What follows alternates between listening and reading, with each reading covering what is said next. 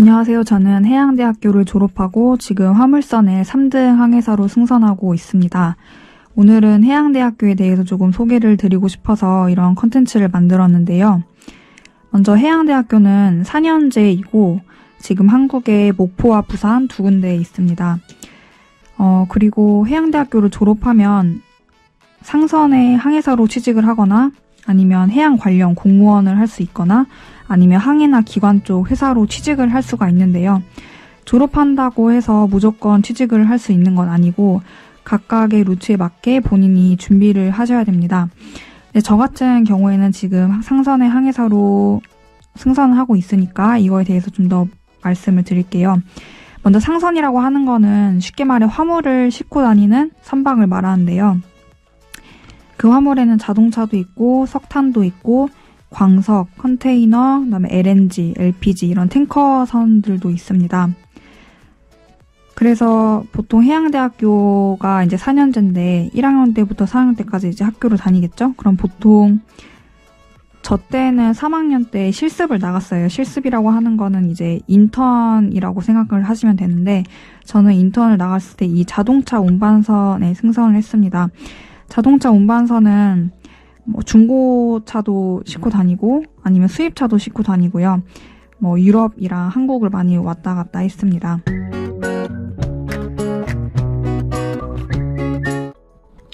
그래서 보통 항해사로 취직할 수 있는 루트를 좀 자세하게 설명을 해드리자면 이게 100% 맞는 답은 아니지만 제가 했던 경험과 그리고 동기들의 경험을 좀 섞어서 말씀드리겠는데요.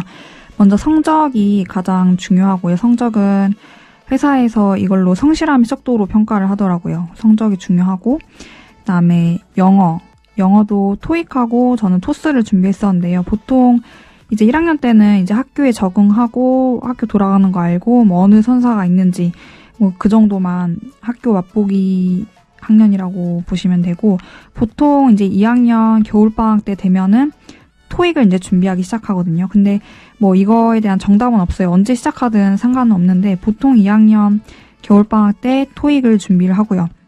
왜냐면 토익 성적이 2년 가기 때문에 이때 해놓으면 이때 겨울방학 때 해놓으면 이제 4학년 졸업하고 취업할 때 쓸 수 있으니까 이때 해놓고요. 그 다음부터는 이제 좀 편하게 즐기자 이런 생각이죠.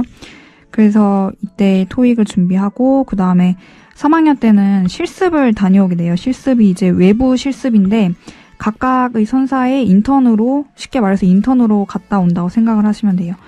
그리고 이제 졸업하기 전에는 이렇게 3급 면허나 의료관리자, GOC 면허를 따야 되거든요. 그리고 이제 4학년 때는 본인이 이제 실습을 다녀오면 어느 회사로 갈지 정하고 그다음에 이때 취업 박람회라고 선사에서 학교로 와가지고 우리 회사에 와라 이런 설명회를 열어요. 그러면 그런 데 가서 정보도 얻고 하면서 자기한테 맞는 선종으로 그다음에 자기한테 맞는 회사로 이제 선택을 하게 되는 거죠. 그리고 거기에 이제 자기소개서를 넣게 되고요. 자기소개서 넣고 그다음에 부산에 가서 그 선박 회사가 부산에 많이 있거든요. 그래서 거기서 면접을 보고 요즘에는 이제 영어 면접도 많이 보고요. 그래서 이제 최종 결과가 나오면 이제 상선에 3항사로 승선을 하게 되는 거예요. 그리고 이제 3항사에서 진급하게 되면 2항사가 되고 2항사에서 진급하게 되면 1항사. 그다음에 1항사에서 또 진급을 하면 선장님이 되는 거고 그다음에 더 경력을 쌓아서 파일럿 많이 들어보셨죠? 파일럿이 될 수 있는 거예요. 그래서 저 같은 경우에 성적을 4년 내내 좀 중요시 생각해가지고 시험 볼 때 열심히 공부를 했고 그다음에 영어 같은 경우에는 토익은 2학년 때 해놓고 점수를 만들어 놓고 4학년 때 딱 취업 전에 제가 토스를 시험 봤어요. 토익 스피킹을 봐서 레벨 7로 만들어 놓고 이걸 이제 자기소개서에 넣었고요. 그 다음에 3급 면장이나 의료관리자나 GOC도 다 4학년? 3, 4학년 때 그렇게 땄던 것 같아요. 근데 저 같은 경우는 이제 3급 면허는 2학년 말에 봤거든요. 이렇게 준비를 하시면 됩니다. 그 다음으로는 해양대 생활에 대해서 말씀을 드릴 건데요. 일단 규율이 없다고는 말씀을 드릴 수가 없어요. 저도 처음에 학교 들어갔을 때 이렇게 좀 심하게 있을 줄은 모르고 들어갔는데 아무래도 이제 상선 항해사를 키우는 곳이다 보니까 규율이 좀 어느 정도 잡혀 있을 수밖에 없거든요. 그래서 보통 생활은 제복을 입고 생활해요. 그래서 거의 교복처럼 수업을 들으러 갈 때도 입고 상륙을 나간다고 그러죠. 학교 정문 밖으로 나가려면은 상륙이라고 해야 되는데 이 상륙을 나갈 때도 제복을 입고 나가요. 이때 상륙 나갈 때는 정복을 입고 나가고 또 회사란다. 이제 학교에 무슨 뭐 행사가 있을 때는 그때도 이제 정복을 입게 되죠. 그리고 제복 보통 저희는 통상복이라고 불렀는데요. 통상복은 수업을 갈 때 입고 이제 교내에서는 이제 통상복을 입고 교외에서 정복을 이렇게 입었었어요. 그렇기 때문에 이제 목요일과 일요일에 이제 점검이 있었는데요. 일요일은 위생 점검을 해요. 그래서 같은 학년 친구들끼리 이제 정해진 구역이 있겠죠. 정해진 구역에 깨끗이 청소를 하고 또 위에 선배들한테 점검을 받고 그리고 생활 교육도 같이 하고요. 목요일도 생활 교육 같이 하는데 이때 있는 이제 제복을 점검을 하는 거예요. 이 통상복이나 정복에도 그냥 평상복처럼 입는 게 아니라 뭐 배지라던가 본인의 뭐 명찰이라던가 이런 부착물 상태라던가 또는 깨끗한 정도를 보는 복장 점검을 하거든요. 그리고 평일이 있잖아요. 월요일부터 금요일, 그 다음에 주말, 금, 토, 일 이렇게 있죠. 월요일부터 금요일에는 학교 내에 있어야 돼요. 그래서 학교 내에만 있고 그 다음에 근처 정문 밖으로 나갔다가 21시 45분까지 학교로 들어와서 다시 들어왔다는 보고를 해야 돼요. 당직실 가서 들어왔다는 보고를 하고 그 다음에 이제 금요일부터는 주말 상륙이라는 게 있어요. 그래서 이제 평일에 나갔다 오는 거를 보통 상륙이라고 했거든요. 이거는 그날 나갔다가 만약에 월요일에 나갔으면은 월요일에 다시 들어와야 돼요. 화요일에 나갔으면 화요일에 다시 들어와야 되고요. 그래서 이 보통 상륙이라고 했고 주말은 주말 상륙이라고 해서 금요일에 나갔다가 토요일에 들어올 수도 있고 금요일에 나갔다가 일요일 21시 45분까지 들어와야 돼요. 그리고 다시 다음 한 주가 시작되는 거예요. 그리고 이제 상륙을 나갈 때 그냥 나갈 수 있는 건 아니고요. 이건 물론 뭐 목포해양대나 해안국해양대나 조금 차이가 있어요. 그런데 저는 이제 목포해양대를 나왔고 목포해양대 같은 경우에는 상륙을 나갈 때 당직실을 들려서 보고를 한 다음에 그 다음에 나갈 수 있거든요. 주말 상륙도. 근데 그럴 때 이제 옷 정복을 이제 제대로 준비했나 이런 부착물 상태나 깨끗한 정도나 이런 걸 좀 보거든요. 그래서 그 당직실 가서 보고를 하고 나가면 됩니다. 그리고 항해사로 승선을 하게 되면 여러 가지 국제 협약이 있어요. 이거를 알고 있어야 되거든요. 그래서 이 대학교 4년 동안 국제협약, 즉 항해사로 승선해서 알아야 할 것들을 가르쳐 주는데요.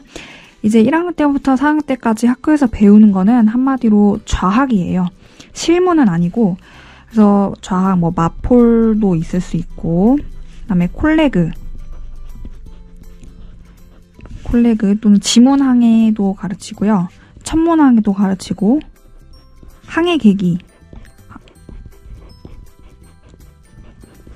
그다음에 GMDSS 여러 가지 코스가 있거든요. 이제 학교에서 좌학을 했다면 3학년 때는 쉽게 말해 육상으로 치면 인턴을 가는 거예요.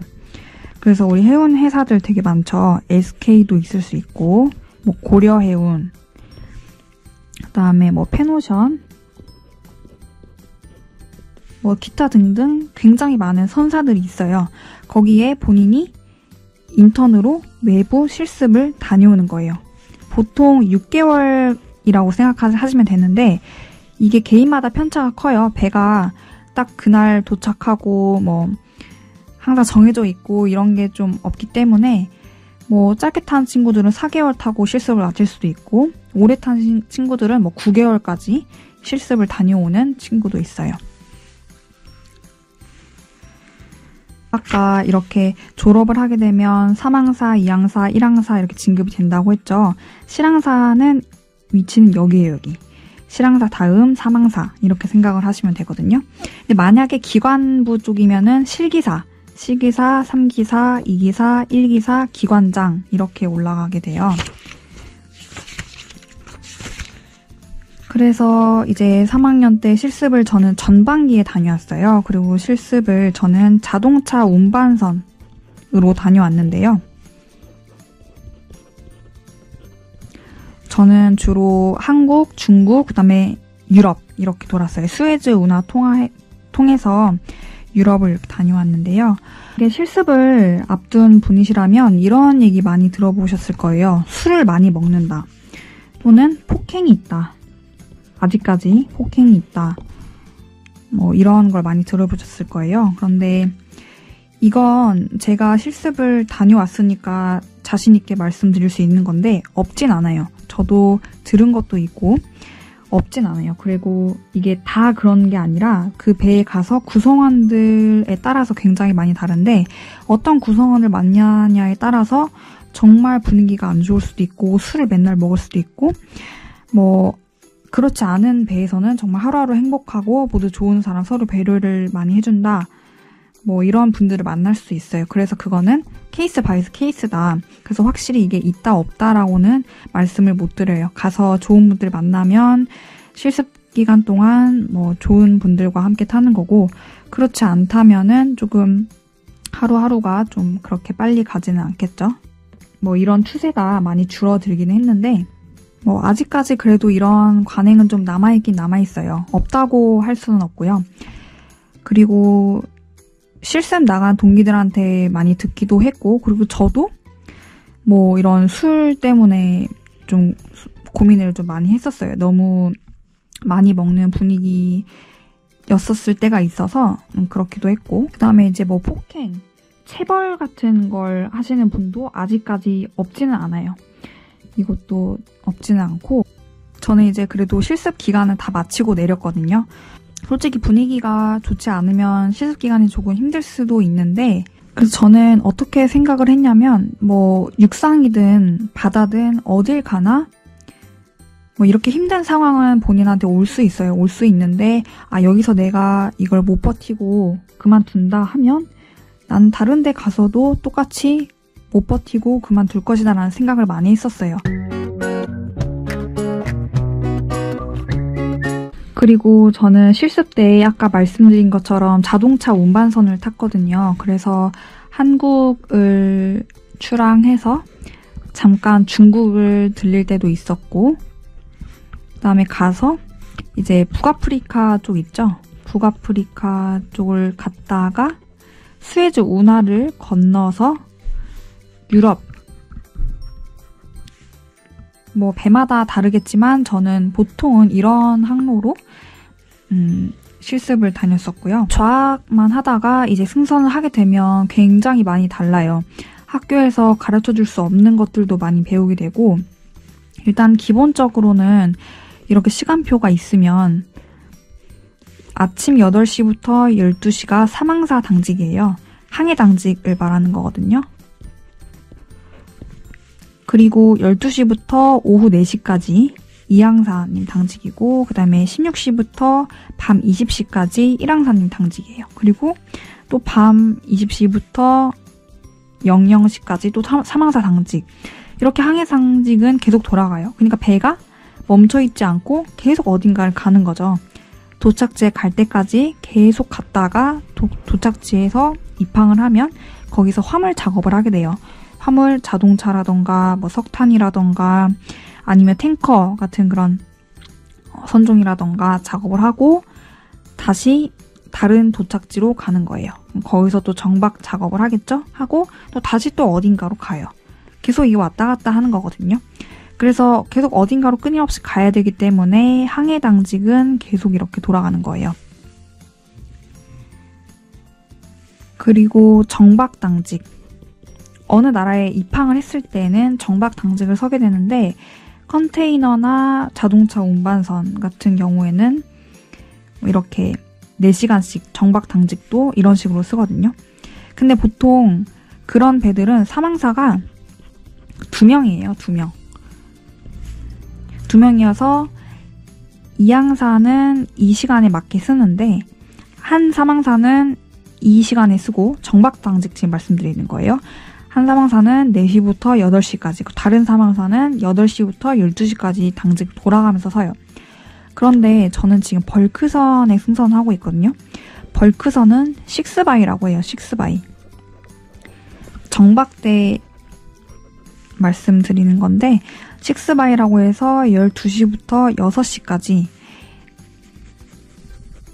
여기는 사망사, 여기는 이양사가 이렇게 정박 당직을 서요.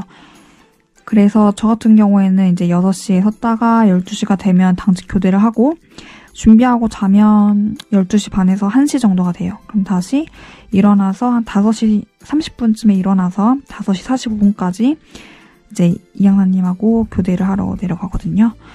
그렇게 해서 이제 벌크선 같은 경우에는 정박 당직을 할 때 조금 피곤한 건 사실이에요. 거의 하루에 뭐 밤에 뭐 푹 자는 건 5시간 정도 되거든요.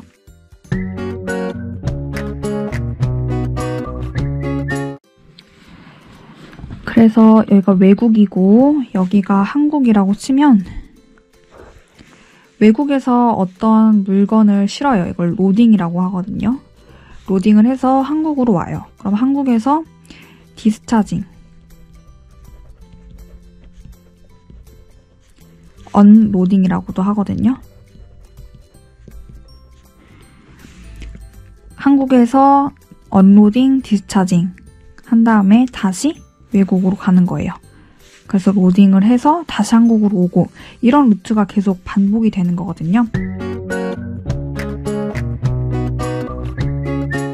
제가 생각하기에 해양대의 메리트가 있겠죠? 메리트, 이거는 뭐 사람마다 개인 차이가 있을 수 있는데 저는 이렇게 생각해요. 전 취업이라고 생각해요. 취업 그리고 추억. 이 두 가지가 가장 저에게는 큰 것 같아요. 먼저 취업에 대해서 말씀을 드리자면은 저는 중학교, 고등학교 때 항상 했던 생각이 일반 대학교를 가서 졸업을 한 다음에 내가 바로 어딘가에 취업을 할 수 있을까? 이런 고민을 굉장히 많이 했었어요. 왜냐면 아무리 좋은 대학교를 가도 다시 취업을 준비할 때는 다시 고등학교 3학년으로 돌아가는 것 같은 느낌이 들더라고요. 일단 졸업을 하면 어딘가에 바로 취직이 됐으면 좋겠는데 요즘에 그런 게 좀 현실적으로 어렵잖아요. 그래서 생각을 했던 게 이제 해양대학교였어요. 해양대학교는 졸업을 하면 자기가 뭐 대학 생활에서 열심히만 생활한다면 거의 뭐 취업은 보장이 돼 있거든요. 그리고 이제 저는 여자라서 해당은 안 되지만 남학생들 같은 경우에는 군 면제가 돼요. 군 면제가 돼서 이 승선 기간을 군 기간으로 대체를 할 수가 있어요.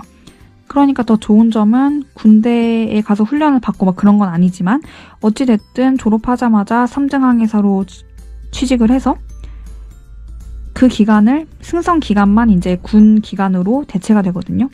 그러면 돈도 벌고 자기 경력도 쌓고 군도 면제가 되고 이런 좋은 점이 굉장히 많아요. 저는 그래서 졸업과 동시에 자기가 열심히 준비만 한다면 취업을 바로 할 수 있다는 게 굉장히 큰 메리트였어요. 그리고 또 다른 하나는 추억인데요. 해양대학교에 입학하게 되면 일단 의식주에서는 돈이 많이 안 나가요. 왜냐면 옷도 제복 입고 다니죠. 그다음에 먹는 것도 학교 기숙사에서 아침, 점심, 저녁 다 나오거든요. 그리고 사는 것도 기숙사에서 살아요. 그리고 무조건 해양대학교, 해사대학을 오면 무조건 기숙사 생활을 해야 되거든요. 그러니까 이런 데서 빠져나가는 돈이 없으니까 거의 저희들이 친구들하고 동기들하고 추억을 정말 많이 쌓을 수가 있어요. 이런 돈이 나가지 않기 때문에 많이 놀러도 다니고 여행도 다니고 맛있는 것도 많이 먹으러 다니고 4학년이 되면은 국제항해를 다녀와요. 그래서 제가 학교를 다닐 때는 3학년 2학기부터 4학년 초까지 전반기 실습을 다녀오고 그 다음에 나가는 친구들이 4학년 초부터 이제 4학년 2학기까지 후반기 실습을 다녔거든요. 근데 이제는 바뀌어가지고 3학년 1학기 전반기, 2학기 후반기 실습으로 나뉘었다고 해요. 근데 저는 이제 이렇게 했었는데 전 전반기 실습을 다녀왔거든요. 그래서 다녀와서 4학년 때는 기숙사에 살지 않고 어디에 살게 되냐면은 학교 실습선이 있어요. 이 실습선에 노래방도 있고 뭐 거주지역도 있고 또 도서관도 있고 헬스장도 있고 그렇거든요. 여기서 살게 돼요. 그래서 이때 실습선을 타고 국제항해를 다녀왔어요. 국제항해 저는 필리핀 마닐라랑 베트남 나트랑을 다녀왔는데요. 이때 또 친구들과 많은 추억을 쌓을 수 있어요. 해외에서. 그래서 메리트 2가지, 해양대학교의 메리트 2가지 저는 취업과 추억으로 이렇게 나누어 봤고요.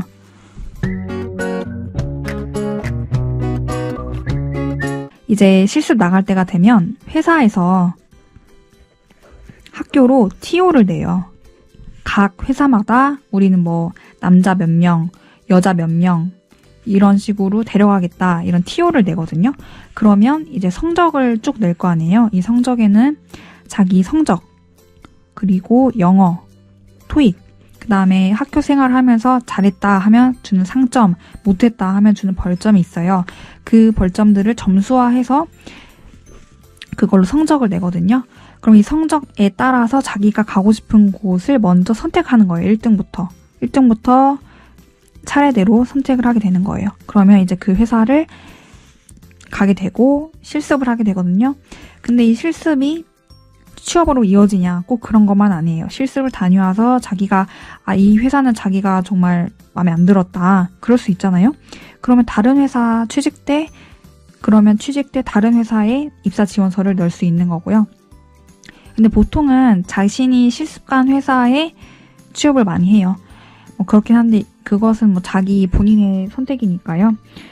그렇게 해서 이제 취업을 하게 되고 실습은 이런 식으로 가게 되거든요. 그래서 오늘은 해양대학교에 대해서 간략하게 설명을 해드렸는데 많이 도움이 되셨으면 좋겠고 물론 해양대학교라는 곳 그리고 승선생활이라는 것 그게 본인에게 안 맞을 수도 있어요. 근데 저 같은 경우는 뭐 안 맞지는 않았기 때문에 지금 사망사로 승선을 하고 있는 거고 저는 제 개인적으로는 좋은 학교라고 생각을 해서 여러분에게 추천을 드리고 싶은데 어느 것이든지 선택은 본인이 하는 것이기 때문에 뭐 이런 학교도 있구나 하면서 좀 생각은 여러 방면으로 좀 하셨으면 좋겠어요. 그리고 뭐 해양대학교나 아니면 보통 항해사에 대해서 궁금해 하셨던 것 있으면